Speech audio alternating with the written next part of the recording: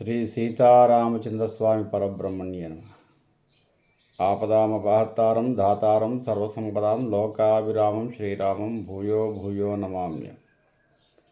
భగవద్బంధులందరికీ కూడా శుభోదయం. వాస్తవంగా ఈరోజు మనం జ్యోతిష్ శాస్త్ర సంబంధమైన విషయాల్ని ప్రస్తావిద్దాం అనుకున్నాము. అయితే వచ్చే వారం నుంచి మనం ఆ కార్యక్రమాన్ని చూద్దాం. సోమవారం నుంచి శుక్రవారం వరకు విష్ణు సహస్రనామం, శనివారం మరొక మంచి ఆధ్యాత్మికపరమైన జ్యోతిష సంబంధమైన ధర్మ సంబంధమైన లేదా సాహిత్య సంబంధమైన విషయాల్ని మనం ప్రస్తావిద్దాం. ఈరోజు మాత్రం విష్ణు సహస్రనామాన్ని పరిశీలిద్దాం. వచ్చే వారం నుంచి సోమ నుంచి శుక్ర వరకు విష్ణు సహస్రనామం, శనివారం మరొక విషయం, ఆదివారం మరియు మనం చెప్పుకున్నటువంటి విష్ణు సహస్రనామ పారాయణంలోని శ్లోకాలను అన్నీ కలిపి ఒకసారి అనుసంధానం చేద్దాం. ఈరోజు మరొక శ్లోకాన్ని చూద్దాం. స్కంద స్కందధరో ధుర్యో వరదో వాయువాహన వాసుదేవో బృహద్భాను ఆదిదేవో పురందరః. స్కందః, స్కంధము అంటే అమృతము, మృతము లేనివాడు, అమృతతుల్యుడు. స్కందుడు అనే పేరు కుమారస్వామికి ఉంది. స్కందము అంటే ఆయుధము కూడా. స్కందము అంటే ధర్మము. అంటే మనం కుమారస్వామి వారి చేతిలో ఒక ఆయుధం ఉంటుంది, త్రిశూలము లాంటిది, ఒక బల్యం. అది ధర్మానికి ప్రతీక. ఆ ధర్మము అనేటువంటి ఆయుధము ద్వారా అధర్మవర్తులను అణచివేస్తాడు. ఆ శూలానికి ఉన్నటువంటి వాడి అయినటువంటి మొనతో, అంటే ధర్మము అనే ఒక మొనతో అధర్మవర్తులను లేదా రాక్షసులను అణచివేస్తాడు. ధర్మస్వరూపుడు. అలాగే అమృతతుల్యుడు కూడా, మృతము లేనివాడు, ఎల్లకాలము ఎల్లప్పుడూ ఉండువాడని కూడా అర్థం. స్కందః, స్కందధరః, స్కందమును ధరించినవాడు. ధర్మరూపుడు, ధర్మమును ధరించినవాడు. ధర్మానికి ఒక ఆకారం ఇస్తే స్వామి పరమాత్మ. పరమాత్మ అమృతమయుడు, ధర్మస్వరూపుడు. అమృతము అంటే మృతము లేనిది, అంటే ఎల్లకాలము సంతోషాన్ని ఇచ్చినదని కూడా ఒక అర్థం ఉంది అమృతము అంటే అమృతము, దేవతలందరూ కూడా అమృతం తాగారు కాబట్టి అమరులు, వాళ్ళు ఎప్పటికీ చనిపోరు అని. చనిపోవటము అంటే ఈ దేహాన్ని వదిలిపేయటమే కాదు. అమృతము అంటే ఎల్లప్పుడూ ఆనందమయం, ఎప్పుడు సంతోషంగా ఉండువాడు అమృతమయుడు, ఎప్పుడు ఆనందంగా ఉండువాడు అమృతమయుడు. అది శరీరంతో సంబంధం లేదు అమృతానికి. ఇది మృతం. ఆత్మ అమృతం. ఆత్మ ఎప్పటికీ కూడా చనిపోదు. అది ఆనందమయ స్వరూపంలో ఉంటుంది. ఎప్పుడు ఉంటుంది అంటే పరమాత్మ గురించి తెలుసుకున్నప్పుడు మాత్రమే మన ఆత్మ ఆనంద స్వరూపంగా ఉంటుంది. పరమాత్మలో ఐక్యం కావటమే ఒక రకమైనటువంటి ఆనందం. పరమానందము అంటారు. పరమానంద భరితుడు. పరమానందము ఏంటంటే స్వామి గురించి తెలుసుకోవటమే పరమానందం. అది అమృత తుల్యము. అది ఎప్పటికీ కూడా నశించదు. ఆ ఆనందం ఎప్పుడైతే ఒక్కసారి పరమానంద భరితుడయ్యాడో, అంటే దైవ సంబంధమైన విషయాల్లో ఆత్మ సంబంధమైన విషయంలో భగవత్ సాక్షాత్కారం జరిగిందో అది అమృతము.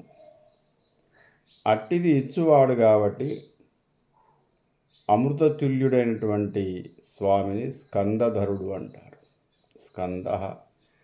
స్కందధరో ధుర్యో. ధుర్యో అంటే మోయివాడు. ఈ చరాచర జగత్తునంతటిని కూడా మోస్తూ ఉన్నాడు ఆయన. అంటే బరువుని మోయటం కాదు, బాధ్యతను మోయటం. బరువు బాధ్యతలు అంటారు కదా, అంటే బాధ్యతాయుతమైనటువంటి ప్రవర్తనే జీవితం. ఆయన ఎప్పుడు సజీవుడు. సజీవుడు అంటే ఎల్లప్పుడూ తన పనిని సక్రమంగా నిర్వర్తించువాడని అర్థం. సజీవుడు అంటే ఎల్లప్పుడూ కూడా ఉంటాడు కాబట్టి ఆయన సజీవుడు. ఎల్లప్పుడూ ధర్మవర్తనను కలిగి ఉంటాడు కాబట్టి ధర్మరూపుడు. నాశనము కానివాడు కాబట్టి అమృతతుల్యుడు. స్కందధరో ధుర్యో వరదో. రక్షించువాడు, వరదుడు. ఎవరిని రక్షిస్తాడు? భక్తులను రక్షిస్తాడు. ఎట్టి భక్తులను రక్షిస్తాడు? ధర్మ మార్గంలో ఉండేటటువంటి భక్తుల్ని రక్షిస్తాడు. ఎవరి నుండి రక్షిస్తాడు? అధర్మవర్తుల నుండి రక్షిస్తాడు. భక్తుడు ధర్మవర్తుడై ఉండాలి. అట్టి ధర్మవర్తుడైనటువంటి భక్తుడికి విఘాతము కలిగితే రక్షిస్తాడు. వరద. ఏ సమయంలో పిలిచినా కాచేవాడు, కాపాడేవాడు అని అర్థం. వరద. కాపాడమే కాదు, వరాన్ని ఇచ్చేవాడు. వరదుడు అంటే వరం ఇచ్చేవాడు. ఏం వరం ఇస్తాడు అంటే ధర్మమైనటువంటి కోరికలను మన్నిస్తాడు. ధర్మబద్ధమైనటువంటి కోరికలకు వరాన్ని ఇస్తాడు. వరే నాయన, ఈ పని నీకు నెరవేరుతుంది, అది ధర్మమై ఉండాలి. అధర్మమైన కోరికలు ఏవి కూడా నెరవేరవు. ఏ తపస్సు చేసినా నెరవేరవు. ఒకవేళ నెరవేరినా అవి తాత్కాలికము. అట్టి వరం నుంచే మనము నాశనమైపోతాం. అధర్మమైన కోరికను కనుక మనం దేవుణ్ణి కోరుకుంటే ఒక్కొక్కసారి మన్నింపబడుతుంది, ఒక్కోసారి తీరుతుంది. రాక్షసులందరూ కూడా అదే కదా. కానీ అది ఎల్లకాలము ఆ కోరిక తీరినట్లుగా మనకు లేదు. తద్వారా మళ్ళీ ఆ కోరిక ద్వారానే రాక్షసులందరూ కూడా పాడైపోయారు. కాబట్టి ధర్మయుతమైనటువంటి కోరికను మాత్రమే వరదుడు మన్నిస్తాడు, వరం ఇస్తాడు. నాయన, సమంజసమే ఇది నీ కోరిక. సమంజసమైన కోరికను మన్నించువాడు కాబట్టి వరద. వాయువాహన. వాయువును వాహనముగా ధరించువాడు. అంటే మన ఉచ్ఛ్వాస నిశ్వాసాలే వాహనం. దీన్ని ఆధారంగా చేసుకొని మనం జీవిస్తున్నాం, ముందుకెళ్తున్నాం. కాబట్టి మనము జీవించటానికి వాహనం ఏంటంటే వాయువు. అట్టి వాయువులో చైతన్య రూపంలో ఉన్నాడు కాబట్టి వాయువాహన. మనం పీల్చే గాలిలో భగవత్ స్వరూపం ఉంది కాబట్టి మనం జీవించగలుగుతున్నాం.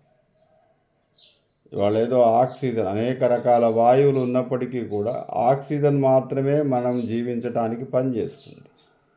అట్టి ఆక్సిజనే స్వామి శ్రీమన్నారాయణ. వాయువాహన.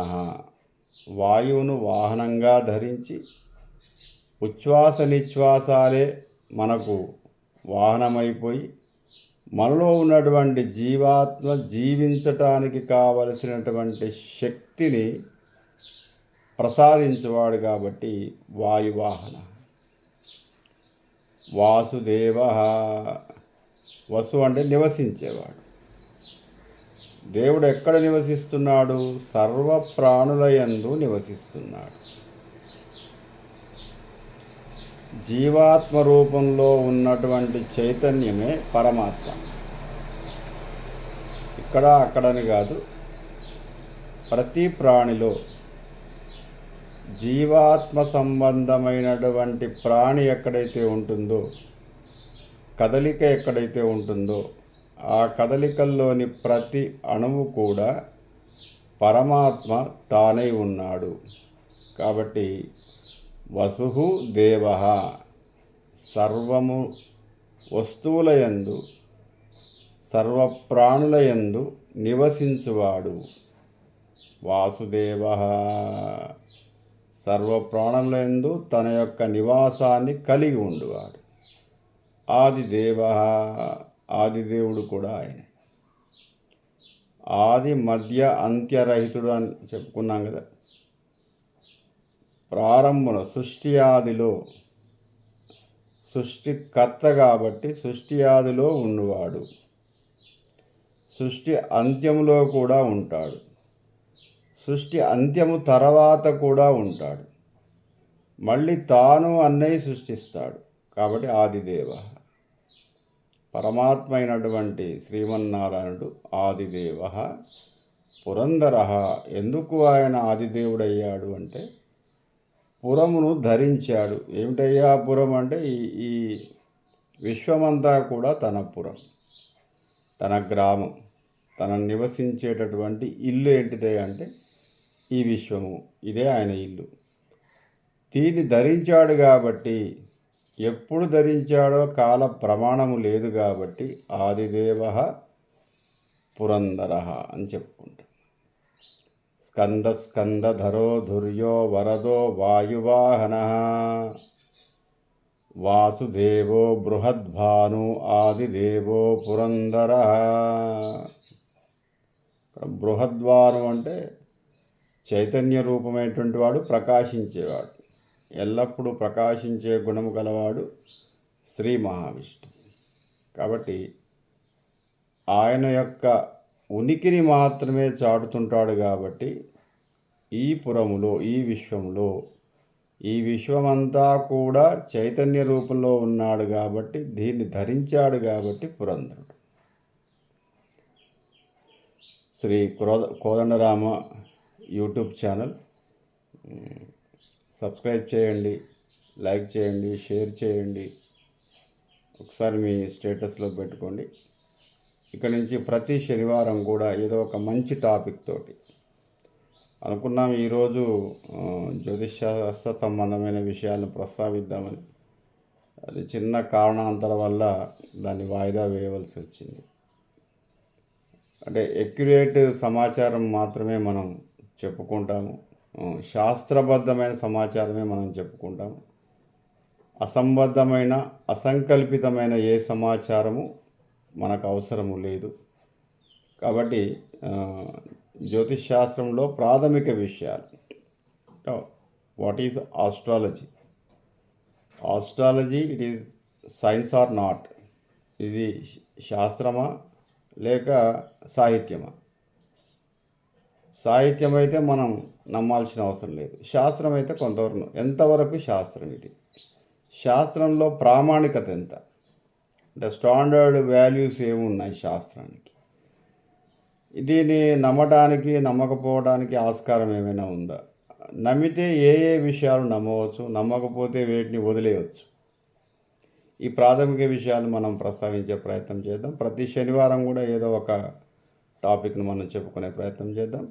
ఆదివారం నాడు మాత్రము మనం చెప్పుకున్నటువంటి విష్ణు సహస్రనామంలోని స్తోత్రాన్ని ఒకసారి అనుసంధానం చేద్దాం. ప్రతి సోమవారం నుంచి శుక్రవారం వరకు విష్ణు సహస్రనామం, శనివారం ఏదైనా ఒక మంచి టాపిక్ చెప్పుకుందాం, ఆదివారం శ్లోకాలను అనుసంధానం చేద్దాం, మళ్ళీ సోమవారం యథావిధిగా. కాబట్టి నన్ను ఆశీర్వదించండి అని చెప్పేసి మనవి చేస్తూ స్వస్తి ప్రజాభ్యాం.